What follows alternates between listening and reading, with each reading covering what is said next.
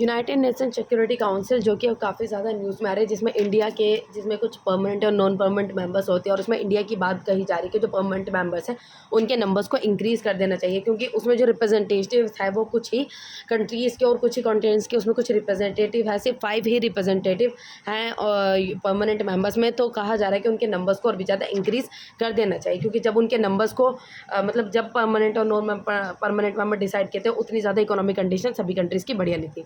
तो सबसे पहले यूनाइटेड नेशन सिक्योरिटी काउंसिल के बारे में बात करने से पहले हम सबसे पहले बात करेंगे यूनाइटेड नेशन के बारे में, कि यूनाइटेड नेशन था वो कब फॉर्म हुआ था, किस वजह से फॉर्म हुआ था और इसकी क्या इंपॉर्टेंस है यूनाइटेड नेशन की। उसके बाद हम बात करेंगे यूनाइटेड नेशन सिक्योरिटी काउंसिल के बारे में। तो यूनाइटेड नेशन जो कि साइन हुआ था 1942 में साइन किया गया था 26 नेशन के द्वारा। लेकिन उससे पहले लीग ऑफ नेशन था। जब कंट्रीज़ में आपस में लड़ाइयाँ होती थी तो उनको कंट्रोल करने के लिए लीग ऑफ नेशन बनाई गई थी।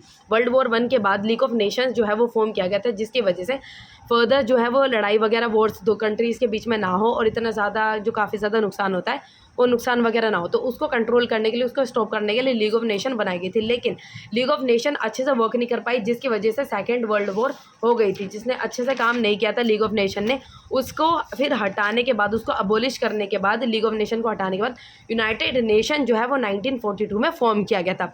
जब वर्ल्ड वॉर 2 हुआ था तो लीग ऑफ नेशन जो थी उसके ऊपर, कंट्रीज़ के ऊपर अच्छे से कंट्रोल नहीं कर पाई। जो वॉर थी उसको बढ़ावा, मतलब जो वॉर जो है वो बढ़ रही थी, उसको रोक नहीं पाई। तो इसी वजह से लीग ऑफ नेशन को अबोलिश करके यूनाइटेड नेशन जो है वो 1942 में बनाई गई थी। तो यूनाइटेड नेशन जो है उसकी ज़रूरत क्या है? यूनाइटेड नेशन जो है इंटरनेशनल ऑर्गेनाइजेशन, यूनाइटेड नेशन जो है वो एक काफ़ी अच्छा रोल प्ले करता है, जो एक लोगों को इस तरीके का प्लेटफॉर्म जो है वो प्रोवाइड करता है, जिसमें कंट्रीज़ साथ में बैठकर किसी भी टॉपिक पे किसी तरीके से, किसी भी, जैसे कोई वॉर वगैरह आ जाती है, किसी कॉन्फ्लिक्ट के ऊपर चर्चा कर सकते हैं इससे पहले वो किसी तरीके की वॉर क्रिएट करें।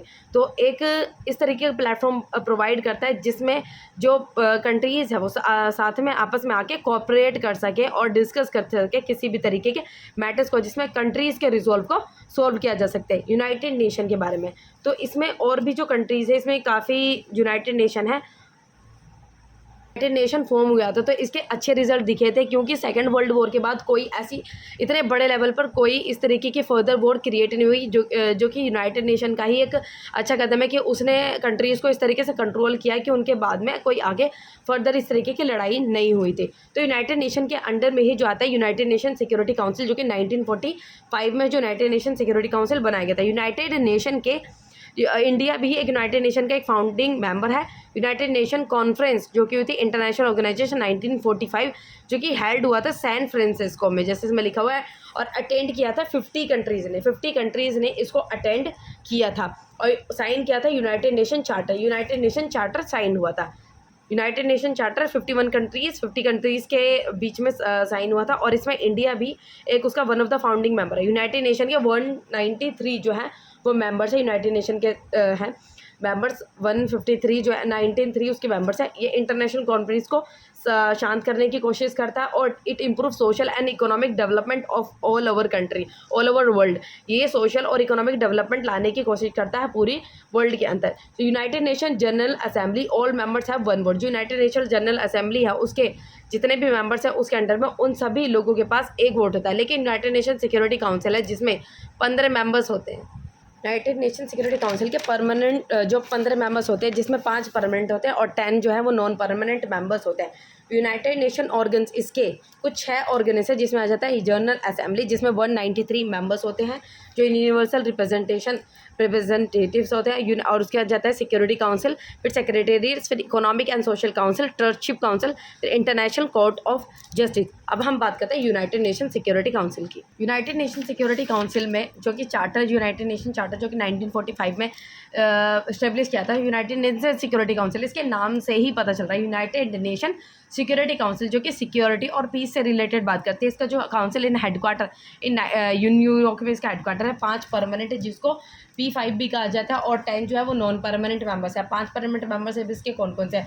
यूनाइटेड जो USA है, उसके बाद चाइना, फिर UK, रशिया, फ्रांस, ये इसके परमानेंट मेंबर्स है। नॉन परमानेंट मेंबर्स इस तरीके से अल्बानिया, ब्राज़ील, गबन, घाना, इंडिया जो कि 2022 में बनी थी, आयरलैंड, और ये Ireland, Kenya, Mexico, Norway, UAE, ये इसके कुछ नॉन परमानेंट मेंबर्स है। 10 नॉन परमानेंट मेंबर है, 5 परमानेंट मेंबर्स है।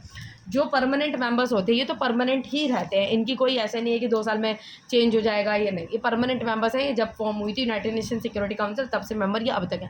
लेकिन जो नॉन परमानेंट मेंबर्स हैं, इनके जो नंबर्स, इनके इन मेंबर्स के जो मतलब पॉइंट रहता है, इनके 2 साल बाद ही मेंबर्स जो हैं वो चेंज होते रहते हैं। 2 साल तक मेंबर रहते हैं ये इसके नॉन परमानेंट मेंबर्स पे, लेकिन उसके बाद ये चेंज होते हैं यूनाइटेड नेशन सिक्योरिटी काउंसिल के। अब इसमें देखा जाए कि कुछ कंट्री कॉन्फ्रेंसेस जिसकी मतलब उनके जो रिप्रेजेंटेटिव्स हैं, और कुछ ऐसे कंट्रीज जिनके कोई भी रिप्रेजेंटेटिव नहीं है।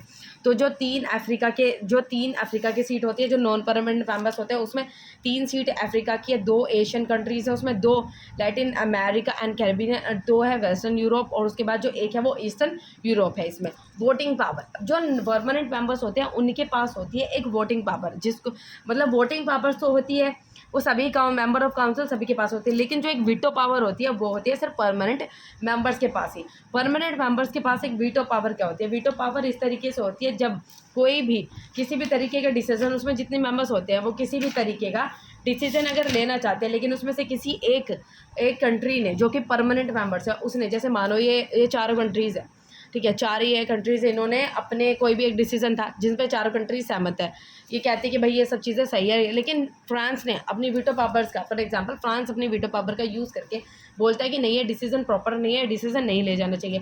तो कोई भी डिसीजन अगर लिया जा रहा हो तो उस टाइम पे नहीं लिया जाएगा, क्योंकि फ्रांस ने वीटो पावर यूज़ करके अपने उस डिसीजन को एक्सेप्ट करने से मना कर दिया। तो all have one votes, all of he have one of the times, और permanent member neglect one country decision और दैट डिसीजन नॉट टेकन। अगर परमानेंट मेंबर से किसी तरीके के डिसीजन को मना कर दिया तो डिसीजन नहीं लिया जाएगा। इसी को कहते हैं परमानेंट मेंबर्स की वीटो पावर, जो कि यूज़ की जाती है।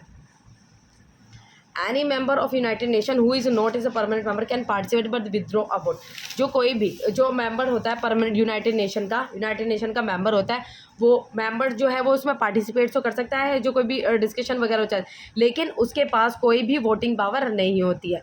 कोई जैसे कि वोट की जो पावर होती है, विदाउट अ वोट उसके पास वोट पावर नहीं होती है। यूनाइटेड नेशन के जो मेंबर्स है, अगर उसमें कोई भी कंट्री है जो यूनाइटेड नेशन का मेंबर नहीं है, लेकिन वो उसमें पार्टिसिपेट जो है वो उसका मेंबर बनना चाहते हैं, उसमें पार्टिसिपेट करना चाहिए, लेकिन उसको जो यूनाइटेड नेशन के जो मेंबर्स होते हैं, जो कि 193 मेंबर्स हैं, उनके पास सभी के पास वोटिंग राइट होता है, लेकिन वीटो पावर जो होता है इन 5 परमानेंट मेंबर्स के पास ही होता है। लेकिन अगर उसमें जो यूनाइटेड नेशन के मतलब उसके जो मेंबर्स हैं 193 में से उसमें नहीं है, लेकिन उसमें कोई भी पार्टिसिपेट करना चाहता है, पार्टिसिपेट तो कर सकता है, लेकिन उसको वोटिंग का राइट जो है वो नहीं दिया जाएगा। Issue of United nation security council.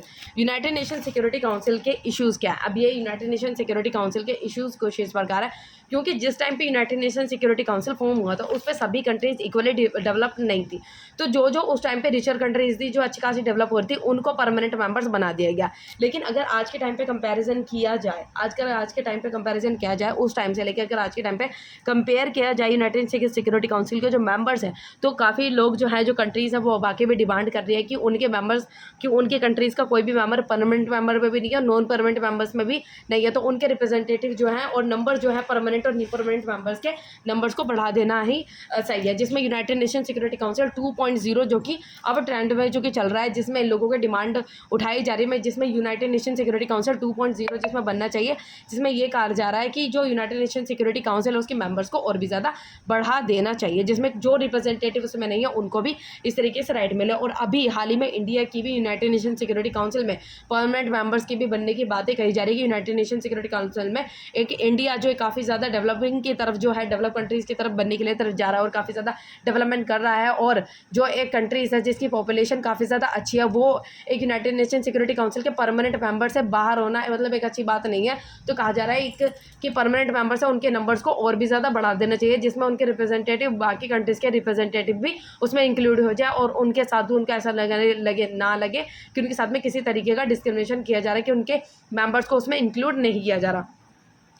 उसके बाद आ जाती है पावर जो डिवीज़न अमंग जो P5 है, जो P5 है उनके भी अमंग उनके कुछ डिवीज़न है, जैसे कोई भी कंट्रीज़ के बीच में वॉर हो जाती है, उनके बीच में डिफरेंसेस क्रिएट हो जाते हैं। जैसे वही डिफरेंसेस कैसे क्रिएट हो जाना, जैसे एक कंट्रीज़ अगर किसी भी तरीके के डिसीजन को लेना चाहती है, लेकिन ये कोई भी एक कंट्री इसमें से वीटो पावर को मना कर दे, तो इनके बीच में किसी भी इसी तरीके का डिवीज़न वो होना क्रिएट हो जाएगा। तो यूनाइटेड सिक्योरिटी काउंसिल के कुछ इंपॉर्टेंट टॉपिक है, मतलब यूनाइटेड नेशन के बारे में पढ़ा हमने, कैसे फॉर्म हुई, कब फॉर्म हुई, यूनाइटेड नेशन सिक्योरिटी काउंसिल के बारे में पढ़ा कि किस तरीके यूनाइटेड नेशन सिक्योरिटी काउंसिल जो कि फॉर्म हुई थी, और इसकी यूनाइटेड नेशन सिक्योरिटी काउंसिल कब फॉर्म हुई थी, कहाँ पे इसका हेडक्वार्टर है, इसके मेंबर्स कितने हैं, परमानेंट नॉन परमानेंट मेंबर्स, और ये कौन कौन सी कॉन्टिनेंट्स वगैरह में कहाँ कौन कौन सी कंट्रीज इसमें इंक्लूड है, किस कंट्रीज़ को कितनी सीटें जो मिली हुई हैं, वोटिंग पावर्स क्या होती है, वीटो पावर्स कितनी होती है, इसके मेंबर्स जो हैं वो कौन कौन से मेंबर्स हैं इसके, और इशूज़ जो है यूनाइटेड नेशन सिक्योरिटी काउंसिल के कौन कौन से इशू है। अगर आपके माइंड में किसी भी तरीके का ऐसा लगता है कि इंडिया जो है उसको परमानेंट मेंबर जो है वो बन जाना चाहिए, वैसे तो बनना चाहिए,